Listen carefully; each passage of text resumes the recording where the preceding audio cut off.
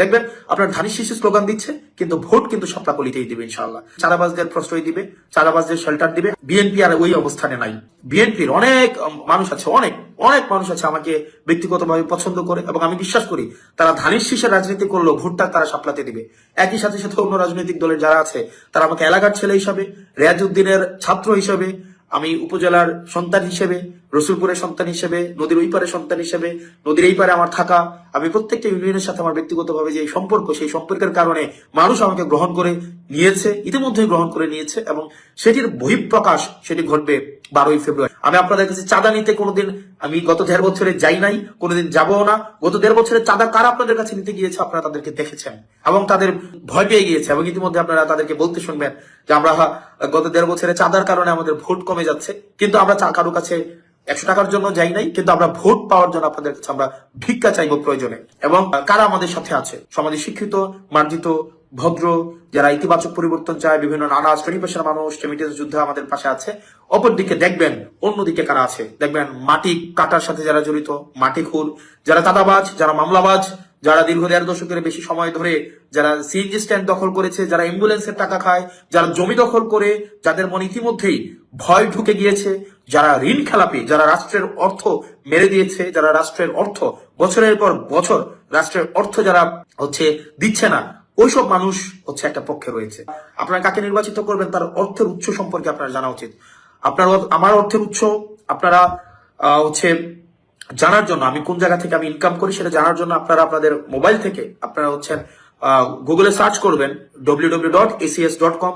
ACS দিয়ে acs.com দিলে আপনি সার্চ করলে আপনি পেয়ে যাবেন, অথবা SOE.com দিয়ে আপনি সার্চ করলে, স্কুল অফ এক্সিলেন্স সার্চ করলে আপনারা পেয়ে যাবেন। আমার ওখানেই এই বছরের যে আয় হয়েছে সেটি আপনারা দেখতে পারবেন। আমি আমার রিটার্ন জমা দিয়েছি, আপনারা সেটিও চাইলে দেখতে পারবেন। এবং আপনারা ইউটিউবে যদি সার্চ করেন, যে আমার ক্লাস লিখে সার্চ করেন, সেখানেও আমার ক্লাস পেয়ে যাবেন, এবং সেখানে কোর্সের অ্যাডভার্টাইজ করা আছে, সেটিও আপনারা পেয়ে যাবেন। সেটি দিবালোকের মতো স্পষ্ট এবং স্বচ্ছ।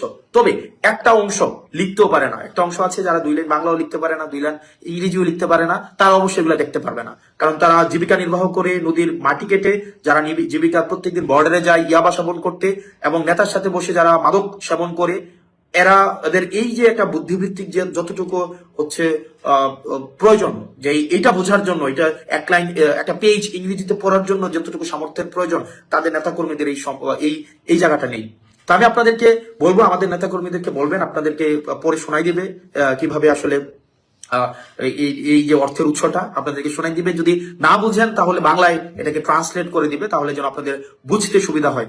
এবং এখানে আপনারা যারা আছেন, কাঁচা বাজার দখল করেছেন, যারা নিজের পেশা নাই, নিজের নির্দিষ্ট কোনো পেশা নাই, যাদের পেশাই আরেকজনের জমি দখল করা, যারা তাদেরকে দেবিদ্বারবাসী আবার প্রতিহত করবে, দেবিদ্বারবাসী প্রতিহত করবে। এবং মাথায় রাখুন, আপনার দল আপনাকে প্রতিহত করবে।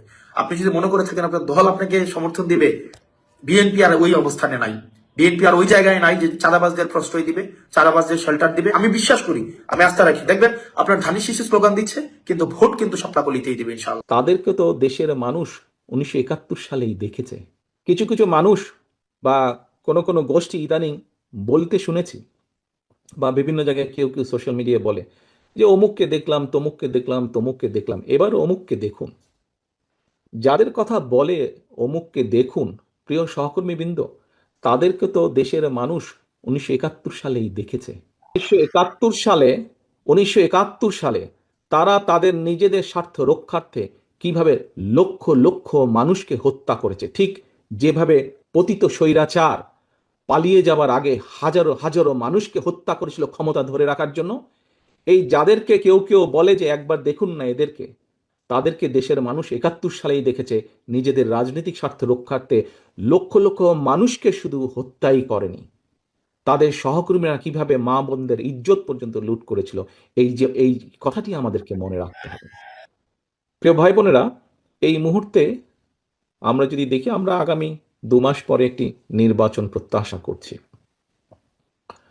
এই দেশটি গত 16 বছর যেই স্বৈরাচার পালিয়ে গিয়েছে, যেই স্বৈরাচারকে বাংলাদেশের জনগণ বিতাড়িত করেছে আন্দোলনের মাধ্যমে,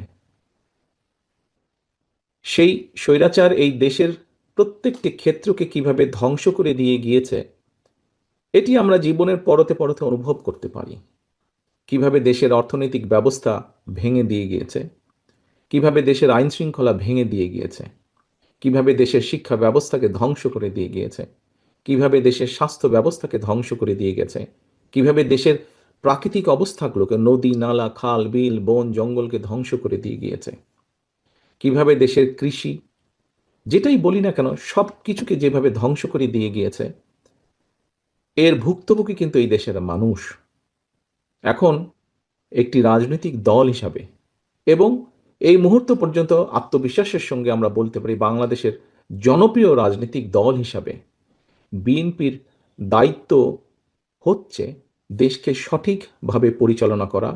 দেশের মানুষ যখন বিএনপিকে দেশের দায়িত্ব পরিচালনার দায়িত্ব দেবে, প্রিয় ভাই বোনেরা, যেদিন স্বৈরাচার পালিয়ে যায় আমাকে মহাসচিব সাহেব তখন ফোন করলেন, ফোন করে বললেন যে জাতীয় সরকার গঠিত করলে ভালো হয় কিনা, অথবা আমরা জাতীয় সরকারে যাব কিনা। তখন বিভিন্ন রকম একটা হেফাজত কন্ডিশন। আমি তখন বলেছিলাম যে আমরা জনগণের রায় মাথা পেতে নেব, আমরা জনগণের কাছে যাব, আমরা জনগণ যে সিদ্ধান্ত দিবে তাই আমরা মাথা পেতে নেব।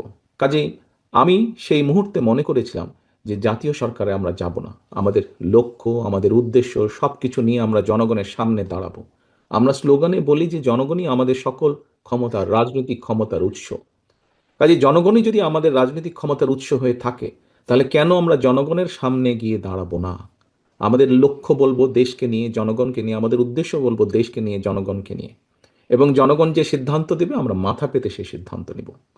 প্রিয় ভাই বোনেরা, তোমাদের নিশ্চয়ই মনে আছে আজকে থেকে প্রায় 3 বছর আগে বাংলাদেশে তখনও স্বৈরাচার বিপুল দাপটে এই দেশকে, দেশের মানুষের বাক স্বাধীনতার গলা টিপে রেখেছে, দেশের মানুষের রাজনৈতিক অধিকারের গলা টিপে রেখেছে। কিন্তু সেই রক্তচক্ষুকে উপেক্ষা করে আমরা দেশের মানুষের সামনে সংস্কার প্রস্তাব দিয়েছিলাম, যেটি 31 দফা হিসাবে পরিচিত সকলের কাছে, তাই নয়? মনে আছে নিশ্চয়ই তোমাদের। এই 31 দফার মধ্যে তোমরা এই 31 দফা মানুষের কাছে নিয়ে গিয়েছ। আজকে আমরা 31 দফার ভেতর থেকে বিভিন্ন শ্রেণীর মানুষের কিভাবে আমরা ভাগ্যের পরিবর্তন ঘটাতে পারি, সংক্ষেপে তোমাদের সামনে আজকে 8টি সাবজেক্ট উপস্থাপন করা হয়েছে। এর মধ্যে আছে, এখানে এক বোন বলেছে, আহ, সে ক্ষুদ্র জনগোষ্ঠীর প্রতিনিধিত্ব হিসেবে বলেছে, তার প্রশ্নটি অন্যরকম ছিল। অন্য অনেকেই বলেছে, শিক্ষা নিয়ে বলেছে, অনেক কিছু নিয়ে বলেছে। দেখো, বাংলাদেশ যখন 1971 সালে স্বাধীন হয়, সেই স্বাধীনতা যুদ্ধে লক্ষ লক্ষ মানুষ যুদ্ধ করেছে, লক্ষ লক্ষ মানুষ প্রাণ দিয়েছে যুদ্ধে। অর্থাৎ দেশটি স্বাধীন করার জন্য কিন্তু লক্ষ লক্ষ মানুষকে এক কাতারে এসে দাঁড়াতে হয়েছে। আজকে আমরা দেশ গড়ার পরিকল্পনা, এই কাজটি যদি আমাদেরকে সফল করতে হয়, সারাদিন যে সকল বিষয় নিয়ে তোমরা আলোচনা করলে, এই কাজগুলোকে নিয়ে যদি আমাদের সফল করতে হয়, অর্থাৎ দেশকে যদি সামনে নিয়ে যেতে হয়, মানুষকে যদি তার অবস্থান পরিবর্তন করে ভালো অবস্থানে নিতে হয়, তাহলে আমাদের সকলকে কাঁধে কাঁধ মিলিয়ে কাজ করতে হবে। আমি গত 5ই আগস্টের পর থেকে আমি গত প্রায় 1 বছরের বেশি সময় ধরে বলে আসছি যে আমাদের সামনের সময়গুলো কিন্তু খুব ভালো নয়। সামনে অনেক কঠিন সময়ে অপেক্ষা করছে আমাদের জন্য। বিভিন্নভাবে বিভিন্ন রকম ষড়যন্ত্র বিভিন্ন জায়গায় হচ্ছে। এই ষড়যন্ত্র রুখে দিতে পারে এই দেশের জনগণ, এবং এই ষড়যন্ত্র জনগণকে নিয়ে সাথে রুখে দিতে পারে বিএনপি, বাংলাদেশ জাতীয়তাবাদী দল। এই ষড়যন্ত্র এই ষড়যন্ত্র রুখে দেবার একমাত্র উপায় হচ্ছে গণতন্ত্র, গণতন্ত্র এবং গণতন্ত্র। আমরা যদি গণতন্ত্রকে প্রতিষ্ঠিত করতে পারি, যে কোনো মূল্যে জনগণের মতামতকে প্রতিষ্ঠিত করতে পারি, তাহলে অবশ্যই অনেক ষড়যন্ত্রকে আমরা রুখে দিতে পারবো। কিন্তু ষড়যন্ত্রকে রুখে দিতে পারলেও তারপরেও কিন্তু সামনে অনেক কঠিন সময়। একটু আগেই আমি বলেছি, এবং তোমরা নিজেরাও জানো, তোমরা আজকে ছাত্র দলের প্রতিনিধি হিসাবে এখানে প্রত্যেকে উপস্থিত আছো, ছাত্র হিসাবে তোমাদের নিজেদের ধারণা আছে, প্রত্যেকটি ক্ষেত্রে একটি অরাজকতা বিরাজ করছে। কাজে আমরা এখানে আজকে অর্থনীতি নিয়ে আলাপ করেছি, আমরা এখানে তরুণ যে সমাজ, কয়েকজন তোমরা প্রশ্ন করেছো, তরুণ যে সমাজ, তাদের সামনে সবচেয়ে বড় যেই সমস্যাটি তাদের কর্মসংস্থানের বিষয়, এই কর্মসংস্থানের বিষয় নিয়ে আমরা আজকে এখানে আলাপ করেছি। আমরা দেশের মানুষের স্বাস্থ্য নিয়ে এখানে আলোচনা করেছি। আমরা এখানে দেশের যে অর্ধেক সমাজ নারী সমাজ, এই নারী সমাজকে কিভাবে এম্পাওয়ার করা যায় এবং তাদের কন্ট্রিবিউশনকে সমাজের মধ্যে নিয়ে আসা যায় এবং যেটার শুভ ফল দেশের অর্থনীতি, দেশের সমাজ ব্যবস্থা, পরিবার, স্বাস্থ্য সবকিছুর উপরে সে শুভ অবস্থাটা পড়বে, কিভাবে সেটা করা যায় তা নিয়ে আমরা আলোচনা করেছি। দেশের পরিবেশ নিয়ে আমরা আলোচনা করেছি, দেশের শিক্ষা ব্যবস্থা নিয়ে আমরা আলোচনা করেছি, কিভাবে শিক্ষা ব্যবস্থাকে আমরা গড়ে তুলতে পারি, কিভাবে শিক্ষকদেরকে আমরা গড়ে তুলতে পারি সুন্দরভাবে, কারণ শিক্ষকদেরকে যদি আমরা গড়ে তুলতে পারি তাহলে ভবিষ্যৎ শিক্ষা ব্যবস্থাকেও সুন্দরভাবে গড়ে তুলতে পারবো। কিন্তু এই কাজগুলো করা কিন্তু কঠিন কাজ, নট ইম্পসিবল, কিন্তু অনেক কঠিন কাজ। এবং দেশ এবং জাতিকে যদি নেতৃত্ব দিতে হয় তাহলে অবশ্যই একটি পরিকল্পনা আমাদের সামনে থাকতে হবে। প্রিয় ভাই বোনেরা, তোমরা আজকে যখন এই হলে এসে বসেছো, তোমাদের আলোচনা শুরু হয়েছে, তোমরা যে আলোচনা শুরু হবার সময় তোমাদেরকে প্রত্যেকে একটা করে ফোল্ডার দেওয়া হয়েছে এবং কিছুক্ষণ পরে, খুব সম্ভবত লাঞ্চের পরে, তোমাদের সকলকে আলাদা আবার হাতে হাতে একটা লিফলেট দেওয়া হয়েছে না তোমাদের? সেই লিফলেটের মধ্যে কি আছে? সেই লিফলেটের মধ্যে কি আছে আমি বলছি। আলাদা একটি লিফলেট তোমাদেরকে দেওয়া হয়েছে। এখানে সোহেল, আজকে যে অনুষ্ঠান পরিচালনা করছে আমাদের জয়েন্ট সেক্রেটারি সোহেল, তার বক্তব্যে সোহেল কিন্তু একটি গুরুত্বপূর্ণ কথা বলেছে। আমি ব্যক্তিগতভাবে বিশ্বাস করি একটি বিষয়, আমরা যতগুলো পরিকল্পনা নিয়েছি, এই পরিকল্পনাগুলোকে সফল করতে হলে যেরকম আমাদের যোগ্য ব্যক্তিদেরকে বিভিন্ন জায়গায় দায়িত্ব দিতে হবে, কিন্তু তার থেকেও দুইটি বড় ইম্পর্টেন্ট বিষয় আছে, যেই দুইটি বিষয়কে যে কোনো মূল্যে আমাদেরকে অ্যাড্রেস করতে হবে।